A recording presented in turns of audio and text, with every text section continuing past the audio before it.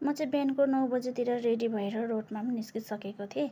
आज चाहिँ हस्बेन्ड पनि उतै जाने भन्नुहुँदै थियो र चाहिँ म चाहिँ यहाँ रोडमा बसेर वेट गरिरहेको छु हस्बेन्डलाई। हस्बेन्ड चाहिँ ड्रेस चेन्ज गर्न जानुभएको थियो नि त। अनि त्यतिन्जेलसम्म चाहिँ म यहाँ भिडियो गर्दै बसिरहेको छु। आज चाहिँ घाम लाग्दै थियो हल्का हल्का, त्यति मजाले चाहिँ लागेको थिएन घाम। अनि चाहिँ हस्बेन्ड पनि ड्रेस चेन्ज गरेर आइपुगिसक्नु भएको थियो र चाहिँ हामी चाहिँ लागिहाल्यौँ फटाफटी। अनि म चाहिँ बिएससीमा पनि पुगिसकेको थिएँ र चाहिँ फर्स्टमा चाहिँ मैले चाहिँ सरसफाइ गरेँ होइन। पुरा मैला भइरहेको थियो नि त, कति दिन नभएको थियो नबढारेको। अनि चाहिँ म चाहिँ फर्स्ट सरसफाइ गरिहाल्छु भनेर चाहिँ सफा गर्नु लागेँ। सफा गरिसकेर चाहिँ म यहाँ बसिरहेको छु। 9:30मा पुगेको थिएँ होइन।